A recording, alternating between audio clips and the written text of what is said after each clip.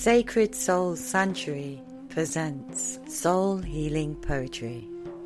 Assalamu alaikum, dear souls, and peace to every soul who has found their way here.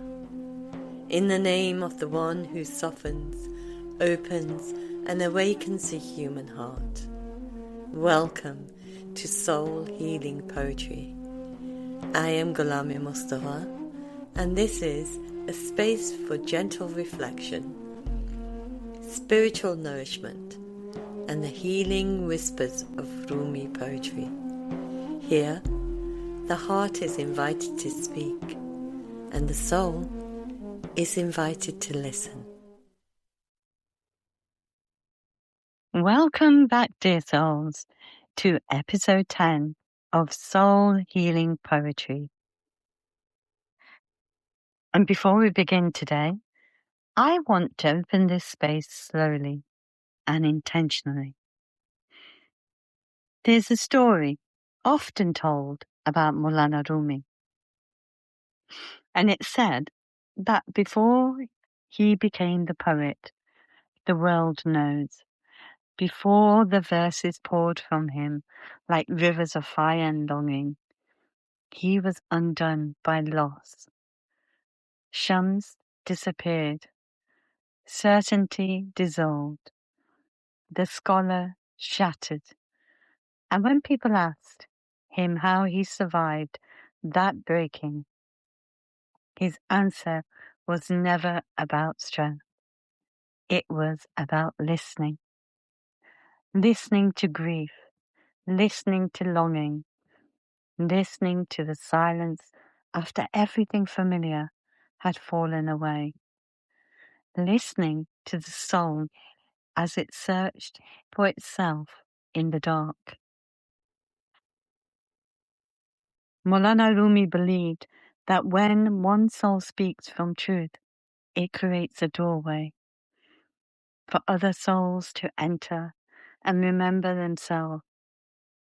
And that's what today is. It's a doorway.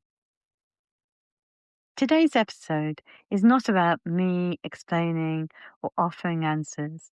It's about opening the doorway wider. Because over the past weeks, you've been sending me your poetry.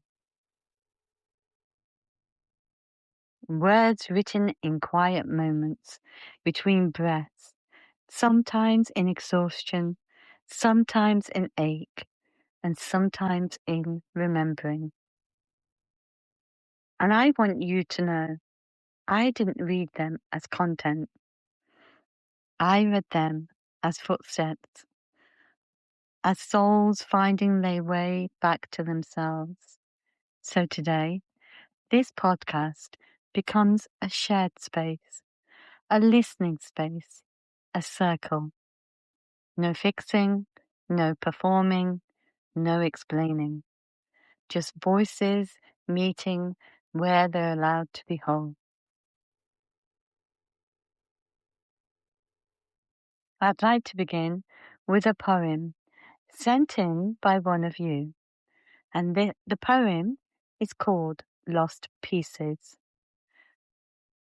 It was written by Sarah Robinson. She's an author whose books are available on Kindle through Amazon. She's a mother raising 3 children, and her life carries layers of devotion, responsibility, and a kind of love that requires constant presence. This poem was written from inside that reality. As you listen, I invite you not to analyze it. Just notice what opens, what softens, and what remembers.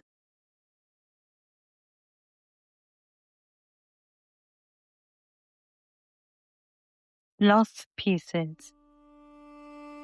I need to slow everything down that I almost stop, to find the pieces of me that I've lost while walking around corners.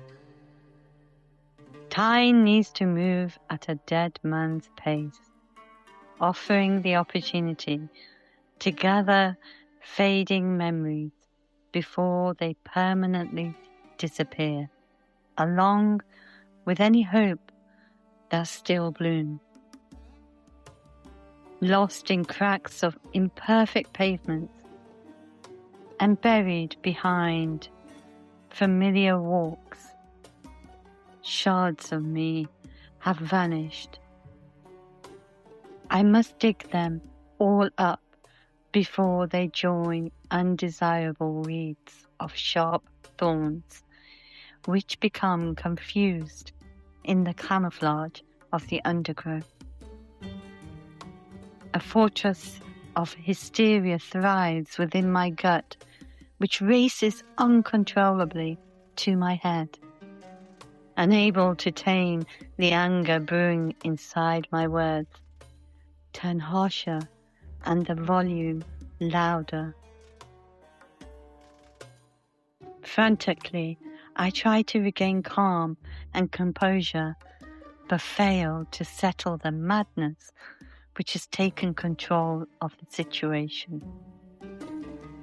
Midday sun must pause in its movement around the tree, so I can search for my reflection and recover myself quickly. The hourglass which I carry in my pocket has sped up. Each grain of sand encourages more anxiety to an already established panic attack. I'll have to sacrifice these hands which spend hours writing my every thought for a moment's peace, but being fully prepared to cut them as I reclaim boldly the parts of me that have gone missing in the nettles and sharp branches of fear. This is not the time for uncertainty or apprehension.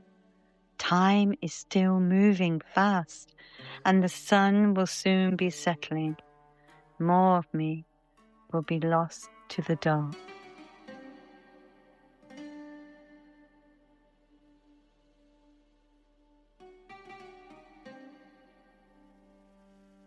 Thank you, Sarah, for trusting this space with your beautiful words. When I sat with Lost Pieces, knowing the life it was written from, I hear something very sacred. I hear a soul that gives endlessly and still dares to whisper, "Where am I in all of this?" Mawlana Rumi wrote often about love as devotion, as service, as surrender, but he also warned, do not lose yourself entirely in what you love. There's a difference between devotion and disappearance, and this poem feels like that sacred pause when love stops just long enough to listen inward. Not because it's selfish, but because it's human. You see, Mawlana Rumi spoke about the soul as if it wanders, not shatters. As if what we call lost is often what stepped away quietly, waiting for the moment we were ready to return. And when I listen to Lost Pieces, I hear the exact moment. The moment when the soul says, I'm tired of leaving myself behind. Mawlana Rumi wrote, the wound is the place where the light enters. And I want to say this softly. The ache in this poem, it isn't emptiness, it's invitation. It's the sound of the soul calling itself home. And this theme of awakening, of remembering, is something we see not only in Rumi, but in other poets who write from the edge of stillness. My next poem is from Emma Major. She's a fellow poet, and you can find her on Instagram. And she shared 2 poems, but one is a tanka and the other is a sonnet. So before I read Emma's poem, I want to pause for a moment and explain something. She describes one of her pieces as a tanka. A tanka is a traditional form of Japanese poetry. It's very old, even older than the haiku. Where a haiku has 3 lines, a tanka has 5, and it follows a specific rhythm and pattern of syllables. But more than structure, a tanka is known for its emotional depth. It often captures a single moment, a shift in nature, a subtle feeling, an awakening, a quiet realization. There is usually a movement inside. The first 3 lines paint an image, and the final 2 lines expand it, emotionally or spiritually. So in many ways, a tanka mirrors what Mawlana Rumi often did in his longer poems. He began with the outer world, mist, sky, and dawn, and then gently turned inward, revealing something about the soul. So as you listen to this tanka, notice the stillness. Notice how much can be held inside just 5 lines.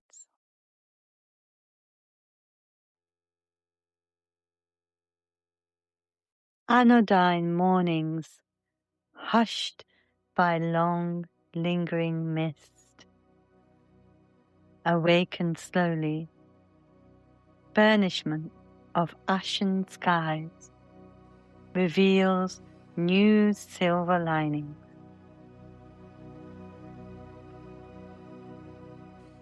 There is something deeply Rumi-like in this, not in style, but in spirit. Mawlana Rumi often wrote about dawn as the hour when the unseen becomes visible. And Emma's poem carries that same quiet theology. The mist does not rush away. The sky does not burst open dramatically. It awakens slowly. Silver linings are not forced. They are revealed. But Mawlana Rumi taught that awakening is rarely violent, is often gradual, like mist lifting, like breath returning, like light finding the edges of ash. Emma's poem reminds us even ordinary mornings hold resurrection.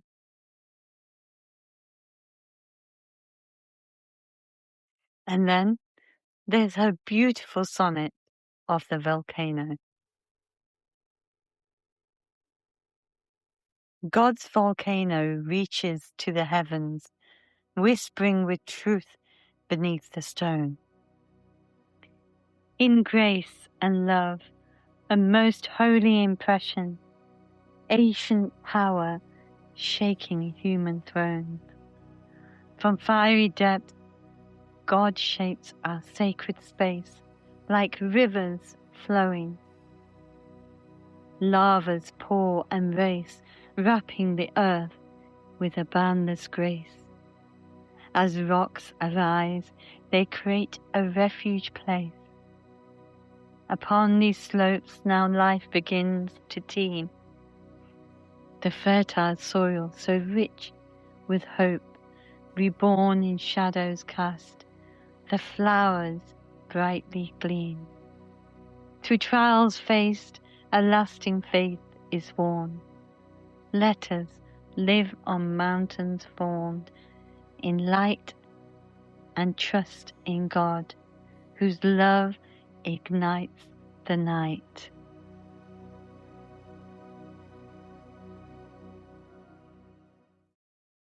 This imagery feels ancient, elemental. fire, stone, earth reshaped. Mawlana Rumi frequently used volcano imagery, lava, fire, burning, to describe the way divine love remakes us. Not to destroy, but to refine. Emma writes of lava wrapping the earth with boundless grace, of fertile soil born from eruption. And here is the spiritual truth. What once felt like devastation becomes a ground where life begins to teem. Mawlana Rumi said, "Where there is ruin, there is hope for treasure." The volcano is not punishment, it's transformation.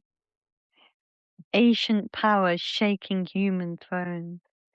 Sometimes the structures that fall in our lives needed to fall so that the refuge could rise in their place. Thank you, Emma, for sharing these two beautiful poems with us today.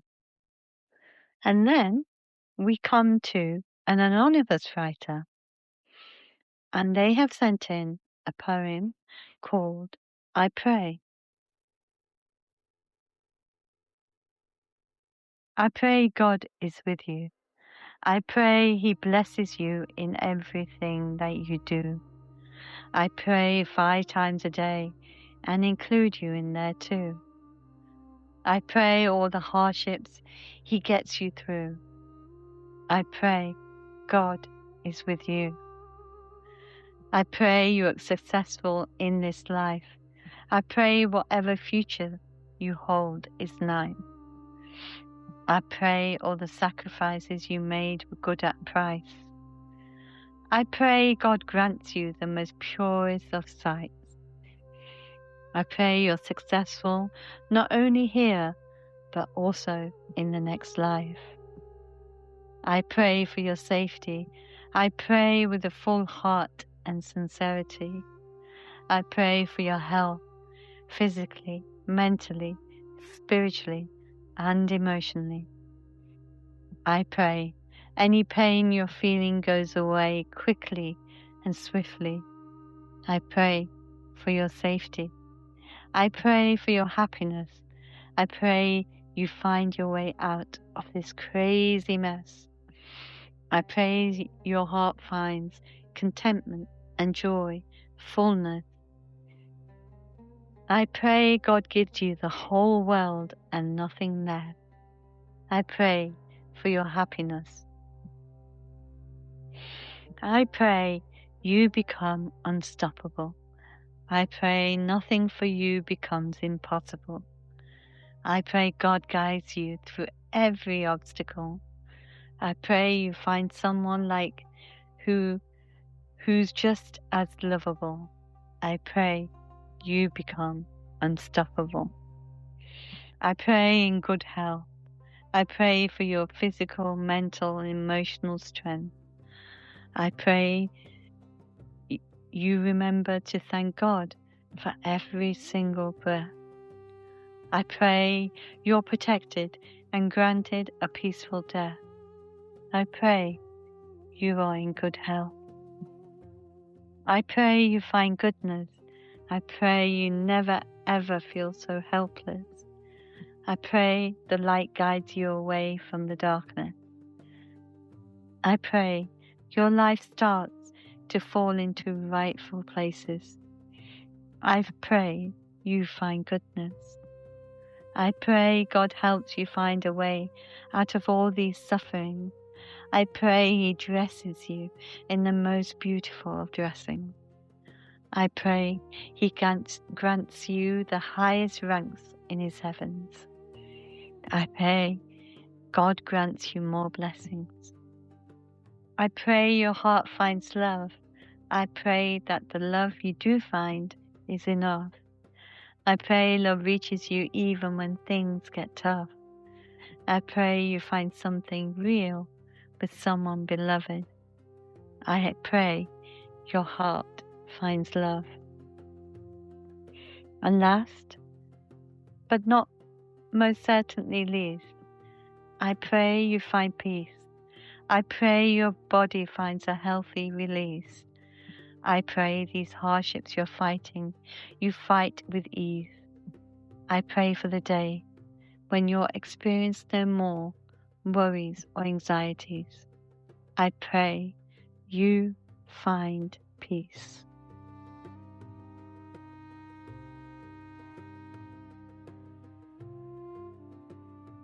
This poem is very different in tone. It's simple, it's repetitive, and it's direct. But repetition itself is sacred. In Islamic tradition, zikr, or remembrance, is repetition. We repeat not because God forgets, but because we do. I pray God is with you. I pray for your safety. I pray you find peace. Line after line, this poem becomes an act of intercession. It carries a tenderness of someone who cannot control outcomes, but can offer prayer. Mawlana Rumi wrote that prayer is not asking, it is listening. It is aligning the heart with mercy. And this poem feels like a heart bowing again and again. And what moves me the most is that the prayer extends beyond this life. I pray you are successful, not only here, but also in the next life. That is expansive love. That is spiritual generosity. To pray for someone in this life and the next, their world and their eternity, is to love them beyond time. So to Sarah, to Emma, and to our anonymous writer, and to anyone listening who feels scattered, fragmented, quietly awakening, there is a thread connecting all of this. Rumi, mist, volcano, prayer. They're all languages of return. The soul does not truly lose itself. It hides, it waits, it listens for tenderness. And poetry is often the voice that calls those pieces back. And if you're listening right now, I invite you to pause with me. Place a hand on your heart or your chest or anywhere that feels safe. Take a slow breath in and let it go. And gently ask yourself, what part of me is asking to be welcomed back? No need to answer, just notice.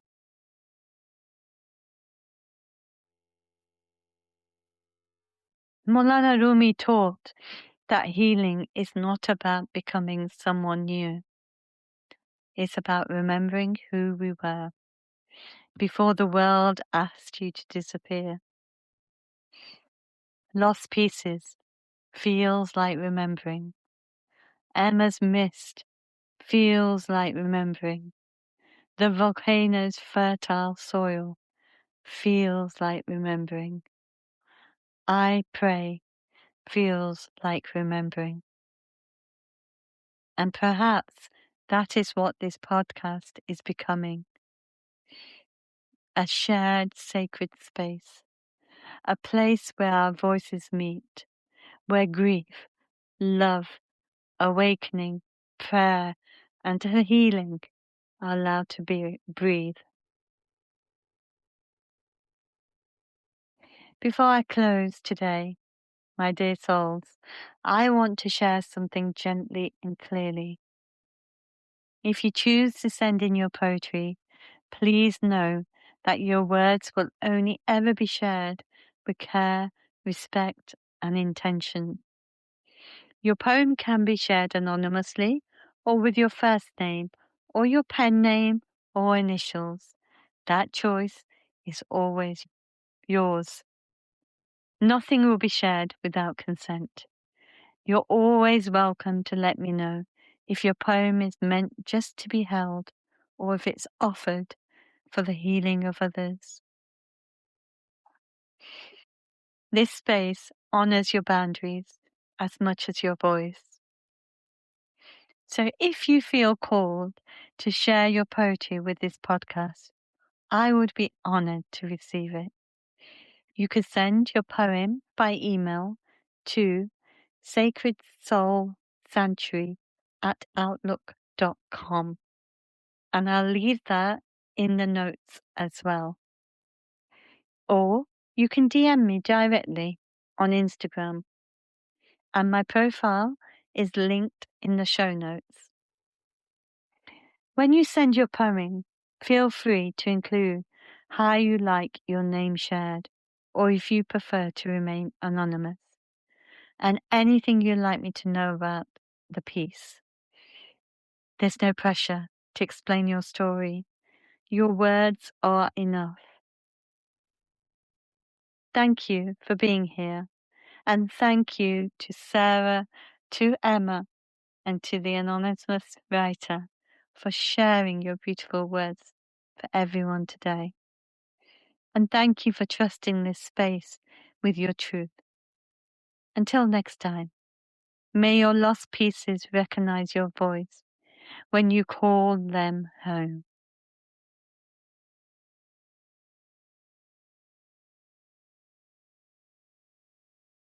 As we come to the end of this sacred moment, let your heart carry what you felt today, and join me next Friday for another journey into the soul. More Mawlana Rumi poetry, more whispers, more guidance for the heart. Until then, keep following the light within.